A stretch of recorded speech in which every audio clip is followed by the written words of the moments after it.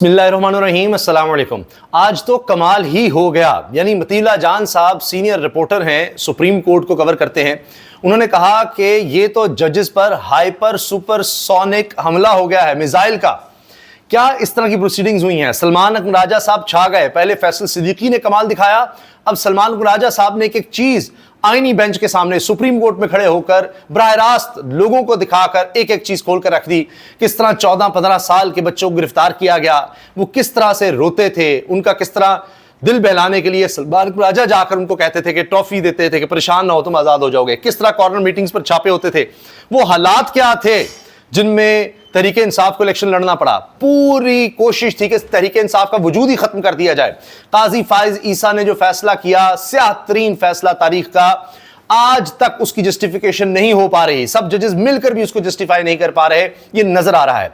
और जिस तरह का इंसाफ हुकूमत चाहती है वो अपनी जगह, अब जजेस जो भी कर लें, जिस तरह का भी इंसाफ दे दें, बराह रास्त लोगों के सामने चला गया है कि हो क्या रहा है। कानून अंधा है और नजर आ रहा है कि क्या सोच है, वरना तो ये केस चल ही ना सकता। क्योंकि मैंने देखा कि फैसल चौधरी एडवोकेट ने कहा कि ये सब 27वीं तरमीम के लिए हो रहा है, कि जजेस को एक्सटेंशन दी जानी है 27वीं तरमीम में, वरना ये रिव्यू सुना ही नहीं जा सकता था। ये इलेक्शन कमीशन का रिव्यू पहले ही फारिग हो जाता, इसको सुनना ना पड़ता। लेकिन बहरहाल सलमान राजा साहब ने कमाल कर दिया है, इस पर मैं आऊंगा। लेकिन असल जो खबर बनी हुई है वो है जस्टिस मंसूर अली शाह साहब की अचानक एंट्री। उन्होंने तो सबको धो डाला है। मंसूर अली शाह जिनको आईनी कानूनी तौर पर चीफ जस्टिस होना चाहिए था, हर तरफ अब जस्टिस मंसूर अली शाह की बात हो रही है। उन्होंने एक फैसला दे दिया है इसी दौरान में, जब यह केस हाईलाइट हो रहा है तो अब सारे बात जस्टिस मंसूर अली शाह की कर रहे हैं। क्यों? जस्टिस मंसूर अली शाह साहब कहते हैं जजेस अपनी सफों में ताकत के सामने हथियार डालने वालों की निशानदही करें। जजेस अखलाकी वजाहत और इदारा जाती जुर्रत के साथ ऐसा कर सकते हैं। बताएं किस तरह से, उनके साथ क्या जोर जबरदस्ती की जा रही है, बता दें। अब हुआ ये 26वीं आईनी तरमीम में क्या था, पहले ही पता लग गया था कि जी काजी फैसल तक पहुंचे कि जी सबको एक्सटेंशन देते हैं, सबकी हम रिटायरमेंट की उम्र बढ़ा देते हैं। जस्टिस मंसूर अली शाह माने नहीं। और उसके बाद आपने देखा जस्टिस मंसूर अली शाह साहब का क्या हाल किया, बाकी जजेस जो भी थे, अतर मिन्नल्ला या मुनीब अख्तर, उनका क्या हाल किया गया। 26वीं आईनी तरमीम लाकर आईनी बेंच बना दिया गया, जो हुकूमत चाहती थी उस तरह से मेजॉरिटी लेकर जजेस भी अपॉइंटमेंट अपने हाथ में आ गई, बेंच बनाना भी आ गया, आईनी बेंच भी आ गया, सब कुछ आ गया। तो अब 27वीं तरमीम में कौन रिस्क लेगा कि मंसूर अली शाह, अतर मिन्नल्ला, मुनीब अख्तर बने। तो उन्होंने, अब वो देख रहे हैं आप कि फैसल चौधरी कह रहे हैं सब 27वीं तरमीम के लिए हो रहा है कि जजेस को एक्सटेंशन मिलेगी। 20-20, 30-30 लाख रुपया तनख्वाहें हैं, बंगले, गाड़ियां, नौकर चाकर, सब कुछ है। तो क्यों खाम मुसीबत में कोई डालेगा। लेकिन बहरहाल सलमान राजा साहब ने कमाल किया और मंसूर अली शाह साहब ने फैसला दिया है। जस्टिस मंसूर अली शाह का कहना है कि जजेस अपनी सफों में ताकत के सामने हथियार डालने वालों की निशानदेही करें। जजेस अखलाकी वजाहत और इदारा जाती जुर्रत के साथ ऐसा कर सकते हैं।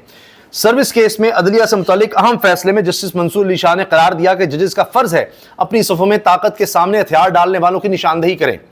अंदर से तनकीद आइन की वफादारी की जड़ है, बेवफाई नहीं।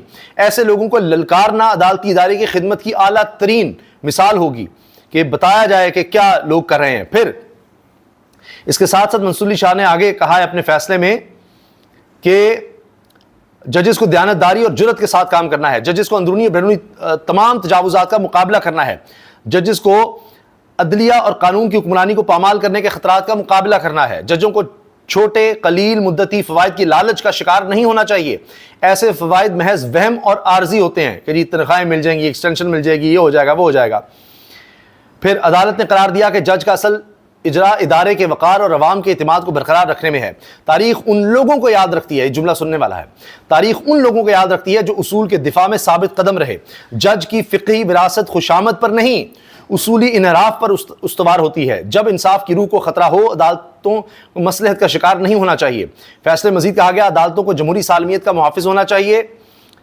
तारीख उन जजेस को बरी नहीं करेगी जो अपनी आईनी जिम्मेदारी तर्क कर देते हैं। तारीख ऐसे जजेस को नाइंसाफी के साथी के तौर पर याद रखेगी। सुप्रीम कोर्ट महज तनाजात के हल का फोरम नहीं, सुप्रीम कोर्ट कौम का आईनी जमीर भी है। ये देखिए, और अब आप देख लीजिए तारीख किस तरह याद रख रही है इस वक्त काजी फाइज ईसा को, कि जिनका ये सब किया धरा है, अभी से सब कुछ हो रहा है। इस पर जनाब अगर justice Mansoor Ali Shah, justice Munib Akhtar, justice Athar Minallah इस बेंच में मौजूद होते तो सूरत हाल यकसर मुख्तलिफ होती। सलमान राजा का जस्टिस अमीनुद्दीन के साथ मुकालमा जैसे बैरिस्टर सलमान राजा ने कहा कि जस्टिस मंसूर अली शाह, मुनीब अख्तर, जस्टिस अतर मिनल्ला शानदार जजेस हैं, इन्हें इस रिव्यू में होना चाहिए था, तो फिर जनाब उम्मीदुद्दीन साहब ने साथ ही कहा कि वो जजमेंट का दिफा करने आ गए, नहीं वो नहीं। सलमान राजा जी मैं तो यही बयान ही कर रहा था ना। अच्छा, फिर हमने 13 जनवरी को, एक बड़ा दिलचस्प मुकालमा है, हमने 13 जनवरी के फैसले के बाद 2 बार दरखास्त दायर की मगर वापस कर दी गई। सलमान राजा ने बताया अदालत को पीटीआई की दरखास्त जजेस ने वापस नहीं की। जस्टिस जमाल खान मंदोखेल बोले रजिस्ट्रार ऑफिस सुप्रीम कोर्ट का हम ओहदेदार है सलमान राजा, रजिस्ट्रार ऑफिस के इतराजात के खिलाफ अपील हो सकती थी। जस्टिस जमाल मंदोखेल उसी वक्त हमें बताया गया कि इंतखाबात से मुतालिक कोई अपील अभी नहीं सुनी जाएगी, बस खत्म कि जी जल्दी जल्दी इलेक्शन आप डिले करना चाह रहे हैं। उस वक्त काजी फैसला साहब ये बातें करने लगे थे, आप डिले करना चाह रहे हैं, नहीं बस जाएं अब, खत्म। कोई सुनने वाला ही नहीं था। हालात क्या थे?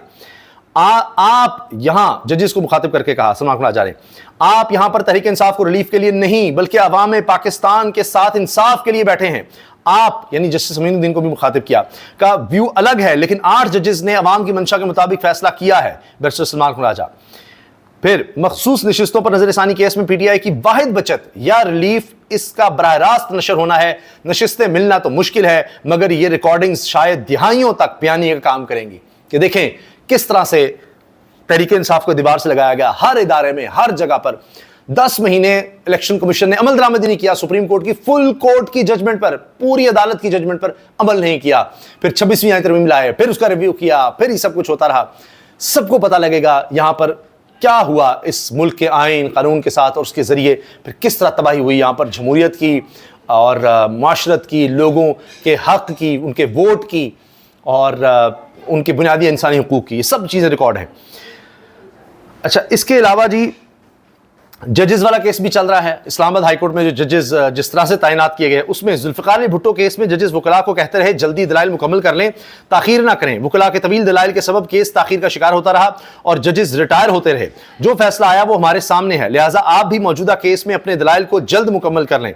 जजेस तबादला केस की समाअत के दौरान जस्टिस नईम अख्तर अफगान का वकला से दिलचस्प मुकालमा। जजेस तबादला और सीनियरिटी केस हतमी मराहिल में दाखिल, समाअत कल तक मुलतवी और अब इमरान खान के वकील कल दलाइल देंगे। कल लगता है कि तकरीबन फैसला कौन दिन होगा। ये भी चल रहा है कि जजेस किस तरह से ट्रांसफ़र हुए हैं, सबको पता है, इसकी कोई जस्टिफिकेशन मिल नहीं रही जिस तरह जजेस लगाए गए हैं। आज याहिया खान साहब ने, जस्टिस याहिया खान साहब ने Peshawar high court bar association के अहदेदारों से हलफ भी लिया। वो ये जिम्मेदारी भी निभा रहे हैं, इंतज़ामी भी, फिर हॉर्स राइडिंग का भी इनको बड़ा शौक़ है और इंतज़ामी तौर पर भी देख रहे हैं चीज़ों को। बहरहाल बाकी तो 26वीं आईनी तरमीम के बाद तो खुद साबिक़ वज़ीर-ए-आज़म शाहिद खाकान अब्बासी कह चुके हैं कि एक चपरासी जितनी भी अब हैसियत नहीं रही चीफ जस्टिस की। तुमने मुझे बांध दिया, अच्छा, फिर और दरिया में फेंक दिया और फिर कहा देखो अब गीले ना हो जाना। सलमान राजा ने बेंच के पीटीआई की गलतियों पर सवालात के जवाब में अपने वालिद का पसंदीदा शेर दोहरा दिया कि आपने उनको बांध दिया, फिर दरिया में फेंक दिया बांध कर, और फिर कहते देखो गीले ना हो जाना।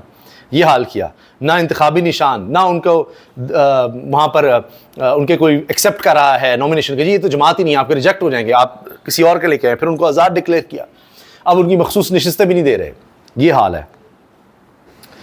सर मुझे अर्ज करने दें, आप यहाँ इसलिए बैठे हैं कि अवाम को रिलीफ दें, तरीके इंसाफ को नहीं। आज तक इवन टिल टुडे नहीं किया कि they join independently to the SIC। अच्छा कि जी SIC को उन्होंने ज्वाइन नहीं किया, ये बातें फिर करते रहे। इस पर भी सलमान राजा साहब ने उनको जवाब दिया कि जी किसी एक ने भी इनहराफ नहीं किया। ये देखिए, सुप्रीम कोर्ट ने 8 जजेस के फैसले के जरिए मौका दिया कि अगर कोई झुटलाना चाहे कि मैं तहरीक इंसाफ नहीं हूं तो वो झुटला दे, लेकिन सब 41 मेंबरान ने अगले ही दिन एफिडेविट जमा करवाया कि हाँ हम तहरीक इंसाफ के ही हैं। सलमान राजा फिर आम इंतखाबात का हवाल बताया, हर रात मैं 12 से 14 साल के बच्चों को जेलों से छुड़वाता था, जिस जगह हम कॉर्नर मीटिंग करते उस घर को तोड़ दिया जाता था। जनरल सेक्रेटरी पीटीआई सलमान राजा एडवोकेट, और उन्होंने खुद बताया कि मेरे साथ क्या कुछ होता रहा, किस तरह का सलूक होता रहा। सलमान राजा के जबरदस्त दलाइल, रिव्यू में इस फैसले को उस वक्त तक नहीं बदला जा सकता जब तक कि रिव्यू बेंच ये ना कहे कि असल फैसला देने वाले 11 जज दिमाग से आरी, उन्होंने हकायक से हटकर फैसला दिया। पिछले जजेस को कहें कि वो दिमाग से आरी थे सारे। मैं खुद उम्मीदवार था, खुद तहरीक इंसाफ के टिकट पर इलेक्शन लड़ रहा था। मैंने अपने हाथों से टिकट आरओ को जमा करवाया था। मैंने रसीद मांगी, अगले दिन मुझे उसी आरओ ने आजाद उम्मीदवार डिक्लेयर कर दिया। फॉर्म 33 तो आरओ ने देना होता है। मैंने उसी फॉर्म 33 को साथ लगाकर हाईकोर्ट में दरखास्त डाल दी थी, जिस पर कुछ भी नहीं हुआ। अदालतें नहीं सुन रही थी। ये जी मतुल्ला जान साहब लिखते हैं, एडवोकेट सलमान राजा का नजरसानी बेंच के 11 जजों पर हाइपरसोनिक मिसाइल हमला। सुप्रीम कोर्ट के 10 जजों ने जिन जमीनी हकायक को तस्लीम करके पीटीआई को 80 से ज्यादा मखसूस नशिस्तें दी, 11 जजों का नजरसानी बेंच उन जमीनी हकायक को गलत साबित करके ही सुप्रीम कोर्ट के फैसले को बदल सकता है कि अब जो जमीनी हकायक थे उनको गलत साबित करके सुप्रीम कोर्ट का फैसला बदला जा सकता है कि वहां पर क्या हो रहा था, पकड़ धकड़, औरतों से नॉमिनेशन पेपर्स छीने जा रहे थे, औरतों से छीना झपटी की जा रही थी, उनको यहां तक खवातीन की वीडियोस मौजूद हैं कि धमकाया गया, अपनी इज्जत का ख्याल कर लो, तुम अपने खामंद के यहां पर लेकर आ रही हो कागजात, चली जाओ यहां से। एक्सेप्ट ही नहीं कर रहे थे। ये हालात थे, ये हकीकतें हैं, वो हालात कोई झुटला ही नहीं सकता। बल्ले का निशान छीने से लेकर उसके बाद क्या क्या नहीं हुआ, वीडियोस मौजूद हैं। वही बात है कि कानून अंधा होता है तो काजी फैसल भी कहते हैं हमें ये ना दिखाएं, हमें ना दिखाएं। हमने कोई देखा है हमारे सामने किसी से पेपर छीने गए, हमारे सामने गिरफ्तारी हुई हैं, यानी बाहर पुलिस खड़ी होती थी कि उम्मीदवार आके कागजात नामजदगी ना जमा करवा सके। ये तक हुआ है कि कागजात नामजदगी जो इलेक्टेबल से कि जो था कि अभी भी नहीं बाज आ रहे, उनको घरों पे छापे थे, वो छुप के बैठे हुए थे कि कागजात नामजदगी इनके यहाँ पहुंचे ही ना, पहुंचे तो एक्सेप्ट ही ना हो। और खुद इलेक्शन कमीशन के एहलकार खत लिख रहे थे कि जी आईजी और चीफ सेक्रेटरी जो हैं वो तो यहाँ पर पता नहीं क्या बने हुए हैं और वो तो लोगों को अंदर आने नहीं देते। ये तक इलेक्शन कमीशन के एहलकार लिखकर दे रहे थे। ये सब रिकॉर्ड का हिस्सा है, ये तक हुआ है। तो ये सब अब रिकॉर्ड हो रहा है। तो पहले तो होता था कि जी कोई जुल्म हुआ, जबर हुआ, अच्छा जी तारीख में अखबार में लिखा है। यहाँ तो वीडियो एविडेंसेस मौजूद हैं और इस बराह रास्त कवरेज से ये सब चीज़ें सामने आई हैं। तभी मंसूर अली शाह साहब ने कहा है कि ताकत के आगे झुकने वाले जजेस की निशानदेही करें और तारीख ऐसे जजेस को याद रखेगी, कभी अच्छे लफ्ज़ों में नहीं। अल्लाह हाफ़िज़।